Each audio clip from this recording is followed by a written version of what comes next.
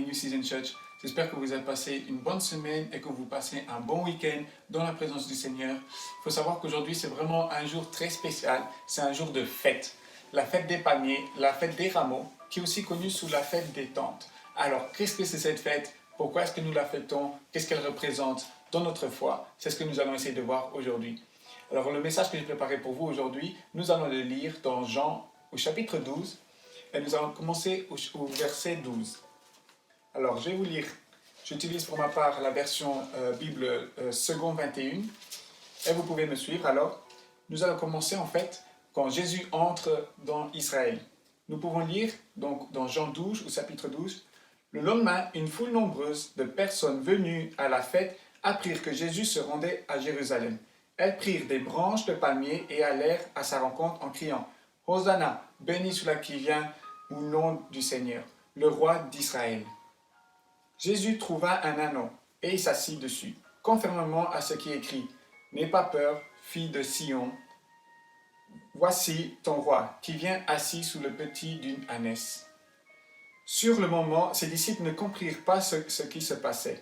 Mais lorsque Jésus fut dans sa gloire, ils se souvinrent que ces choses étaient écrites à son sujet et qu'on les avait faites pour lui. Tous ceux qui étaient avec Jésus quand il avait appelé Lazare à sortir du tombeau et l'avait ressuscité lui rendaient témoignage. C'est aussi la raison pour laquelle la foule vint à sa rencontre, parce qu'elle avait appris qu'il avait fait ce signe miraculeux. Les pharisiens se dirent donc les uns aux autres, « Vous voyez que vous ne gagnez rien. Voici que tout le monde se met à le suivre. » Amen. Donc ici, nous voyons vraiment que Jésus entre déjà dans une période de fête. Et c'était déjà la fête des palmiers, la fête des rameaux et la fête des tentes, qui est en fait une seule fête. Et Jésus entre dans Jérusalem. Et les gens viennent déjà à Jésus et ils prennent un palmier et le mettent au bord du chemin ou font des gestes de salut avec le palmier pour accueillir Jésus qui vient et entre sur le dos d'une ânesse. Alors qu'est-ce que ça signifie ce palmier? Qu'est-ce que ça signifie cette fête? Tout d'abord, nous devons le regarder dans l'Ancien Testament. La fête se base sur un certain rituel que Dieu lui-même a commandé de faire dans le livre de Lévitique au chapitre 23. Cette fête représente que le peuple devait se mettre à part, ne devait pas habiter dans ses maisons normales, mais devait prendre des tentes et se mettre à part et faire une fête de 7 jours pour se remémorer tout ce que Dieu a fait dans leur vie, tout ce que Dieu a fait et va faire et continuera à faire. Et nous voyons ici alors, bien sûr, l'histoire qui revient le plus souvent est l'histoire où les chrétiens sont appelés à se remémorer. C'est l'épisode où les Israélites sont sortis d'Égypte, sortis d'esclavage. Alors nous avons ici vraiment une fête qui rappelle le chrétien à redonner reconnaissance à Dieu, qui rappelle le chrétien à dire à Dieu et à le rendre grâce pour tout ce qu'il a fait dans sa vie. C'est une fête où le peuple de Dieu se rappelle d'un moment crucial où ils avaient besoin de Dieu dans leur vie, d'un moment où Dieu lui-même s'est manifesté. Ce qui est intéressant à voir, c'est que, bien sûr, l'histoire se passe dans le désert, et dans un désert, nous n'avons pas de chemin, mais Dieu était présent en tant que colonne de feu la nuit et en tant que nuée le jour. Nous n'avons pas de direction, nous n'avons pas de nourriture, nous n'avons pas d'eau, mais Dieu a pourvu. Dieu a pourvu pour le peuple. Il leur a donné l'eau et il leur a donné la manne.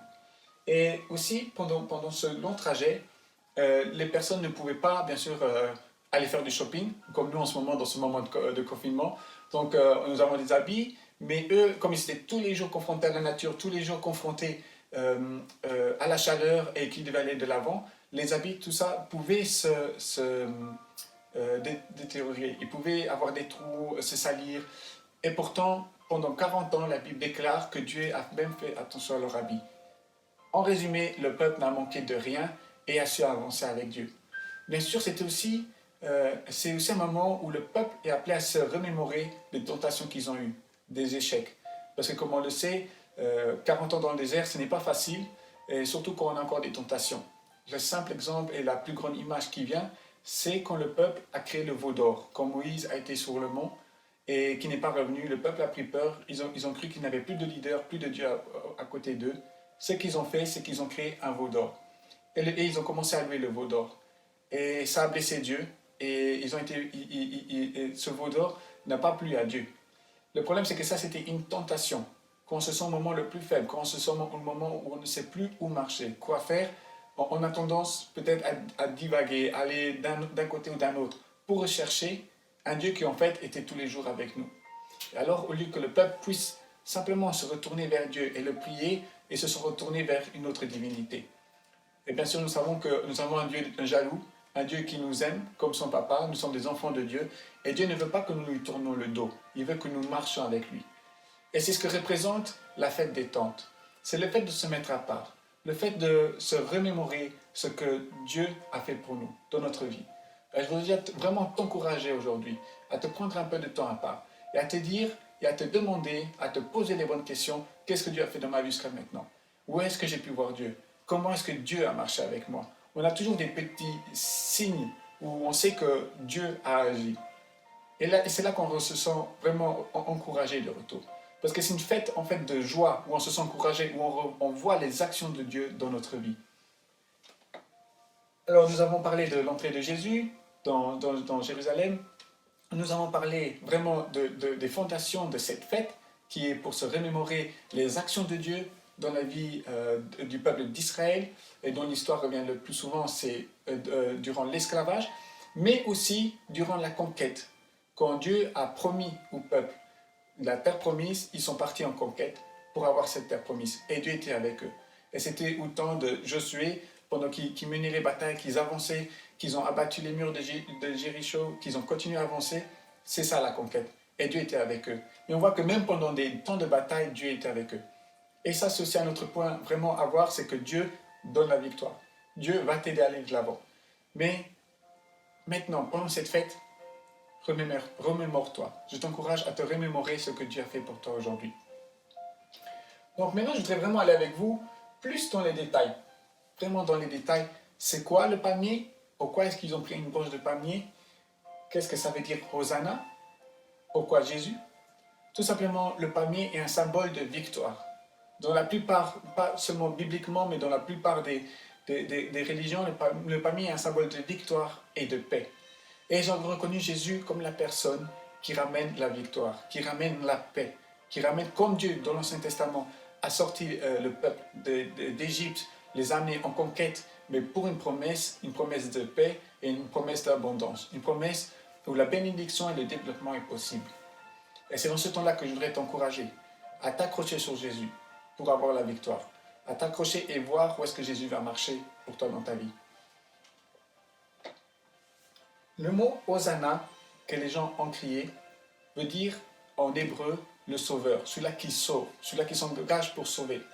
Et pour avoir vraiment la bonne représentation de cela, on peut voir par exemple aujourd'hui dans la situation du Covid-19, le confinement, on le voit dans tous les réseaux sociaux, il y a des hommages qui sont faits pour ces personnes-là. Un simple exemple, ici au Luxembourg, la police elle-même a rendu hommage à tous les docteurs et à tous les médecins. Eux sont vus comme des sauveurs. C'est des personnes qui s'engagent dans le danger, qui s'engagent pour une autre personne et qui ne font pas tout à fait attention à leur vie. Ils prennent bien sûr le maximum de protection pour leur vie, mais ils investissent leur vie, ils sont prêts à prendre le risque pour une autre personne qui est malade, une autre personne qui, sûre, ira vers la mort. Et nous le voyons aussi dans nos journaux aujourd'hui que, par exemple, il y a plusieurs déjà médecins qui sont décédés à cause du Covid-19 parce qu'ils ont essayé d'aller vers d'autres patients qui avaient cette maladie pour les sauver. Et c'est dans ce terme-là, dans cette pensée-là que les gens criaient Hosanna pour Jésus. La personne qui sauve, qui va mettre sa vie en jeu pour la tienne, pour que tu puisses vivre, pour que tu puisses avoir la vie éternelle. Et c'est dans cette fête-là qu'il est bon aussi de se rappeler ce que Jésus a fait pour nous à la croix. Alors, nous avons vu que la fête des rameaux, ce n'est pas juste une fête où on se remémore, mais où on voit l'action de Dieu dans notre vie. Nous avons vu que Hosanna, que les palmiers font allusion à la victoire, à la paix et à l'engagement de Dieu lui-même dans notre vie. Imaginez, pour le peuple d'Israël, Dieu a ouvert la mer Rouge en deux. Durant la conquête, il a brisé la roche, les murs de Jéricho. Imaginez, pour notre vie, pour notre rétablissement en relation avec Dieu, il a donné son seul Fils unique. Dieu lui-même s'est investi dans ta vie. Alors imaginez qu'est-ce que votre foi, vous et Dieu, ou même votre famille, tous ensemble, vous allez de l'avant avec Dieu, qu'est-ce que Dieu pourra encore ouvrir? Qu'est-ce qu'il pourra encore faire pour vous? Qu'est-ce qui pourrait encore ouvrir comme porte? Je trouve que c'est vraiment une pensée vraiment puissante. Mais le point ici, c'est vraiment le point pratique. Parce que quand nous regardons toute l'image, on voit qu'en fait, Dieu construit sa vie avec nous. Il a construit les promesses. La promesse ne s'accomplit pas sans le peuple. Le peuple a dû rentrer dans la promesse. Il a construit une nouvelle nation, mais il a besoin à chaque fois de la personne. Il a reconstruit, il a restauré la relation avec l'homme à travers Jésus-Christ, mais si l'homme doit investir sa volonté, Jean 3,16 nous le dit, car quiconque croira au Fils, donc qui croira, qui mettra sa volonté pour croire en Jésus-Christ, aura la vie éternelle. Donc on voit qu'il y a vraiment une volonté de bâtir, de construire un futur, de construire une maison où vous pourrez marcher avec Dieu. Alors aujourd'hui, je voudrais vraiment vous parler d'un symbole qui est justement lié à construire, et c'est la pierre angulaire. Et justement, cette pierre angulaire, nous pourrons la trouver dans Ésaïe 28, 16. Je vais vous le lire. À cause de cela, voici ce que dit le Seigneur, l'Éternel. Je mets dans Sion en guise de fondation une pierre choisie, angulaire, précieuse, solidement posée. Celui qui s'appuie sur elle sera en sécurité. Alors, c'est beau avoir ce texte parce que c'est en fait le prophète Ésaïe qui prophétise sur le peuple d'Israël. Un peuple qui lui-même a vécu les miracles de Dieu en direct. Que ce soit la mer morte, que ce soit pendant les batailles, que ce soit contre Jéricho, que ce soit pendant la conquête de la terre promise, et plus loin avec les juges et les autres prophètes que nous pouvons lire dans l'Ancien Testament. Ce peuple a vécu sans cesse les miracles de Dieu et a vécu Dieu vraiment le plus proche possible, que ce soit avec la colonne de feu, la nuée ou le baptême du Saint-Esprit dans le Nouveau Testament. Mais ce peuple, ici, fait référence à Éphraïm. Alors qui est Éphraïm? C'est tout simplement le nord d'Israël. Il y avait le sud d'Israël qui était la tribu de Juda et le nord. Ils ne formaient qu'un seul peuple.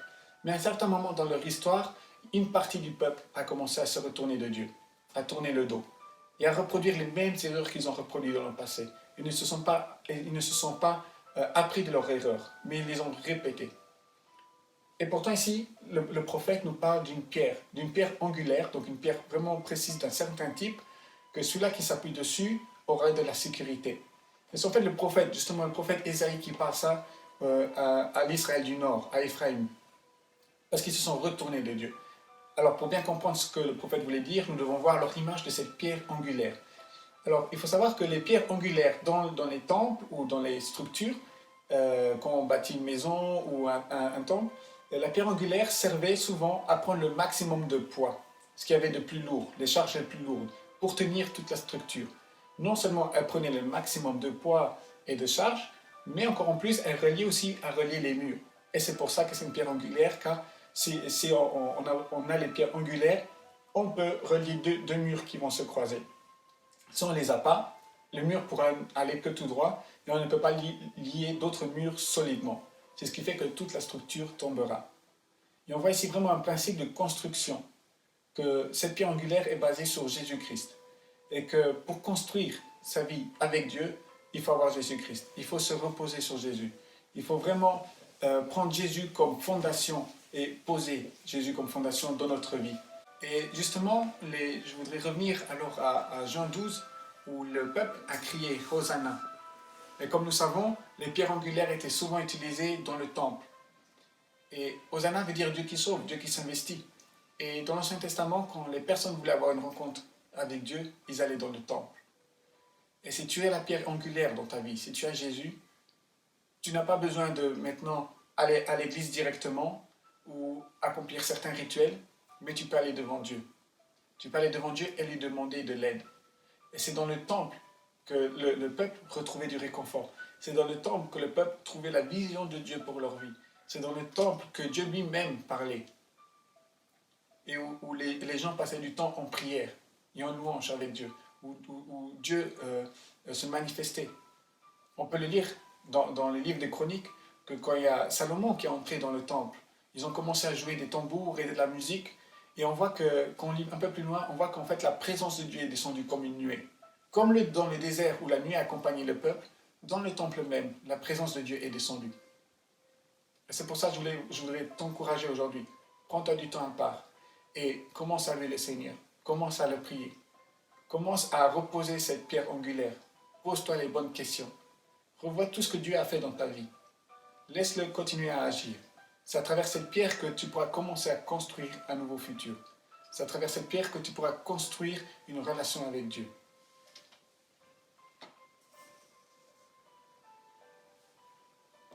Comme je l'ai dit, c'est dans le temple que aussi Dieu parlait.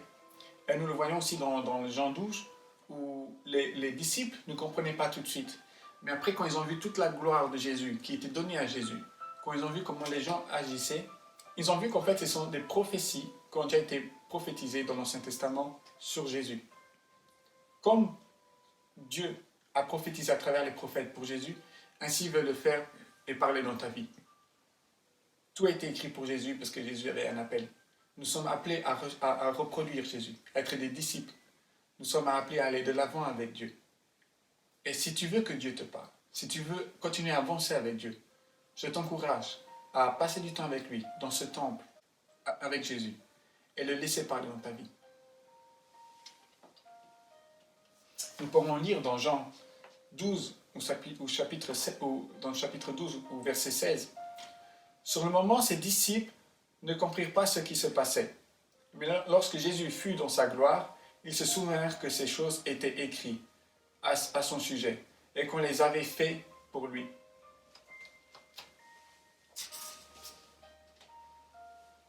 Donc on voit ici que vraiment la volonté de Dieu était présente. La volonté de Dieu était présente sur Jésus.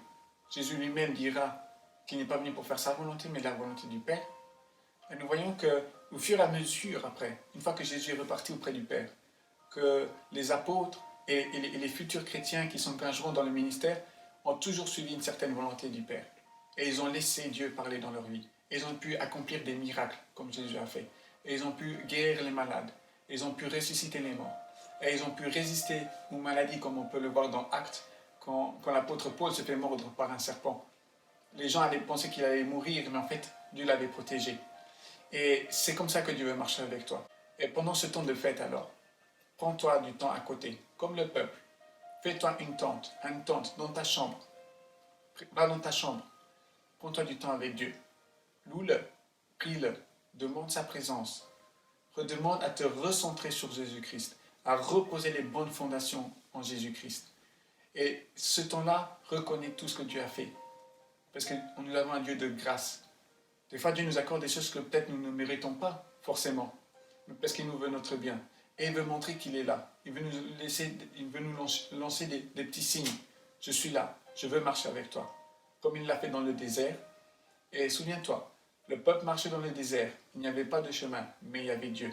Le désert n'est pas souvent un lieu aride où nous pensons que nous allons mourir ou que nous avons tout perdu. C'est souvent dans le désert là où tu rencontreras Dieu. Mais tu rencontreras aussi des tentations, des challenges, comme Jésus lui-même a rencontré de retour dans le désert, Satan lui-même, où il y a des combats à faire. C'est sûr, en tant que chrétien, nous avons des combats à faire, nous avons une route à marcher, mais avec Dieu, la victoire est donnée. Sur ces paroles qui, j'espère, t'ont encouragé, je voudrais t'encourager à continuer à aller de l'avant avec le Seigneur. Même dans ce temps de confinement, je pense que c'est le meilleur moment que nous puissions avoir en ce moment pour se retrouver avec Dieu. Je te souhaite encore un bon dimanche et que Dieu te bénisse. Amen.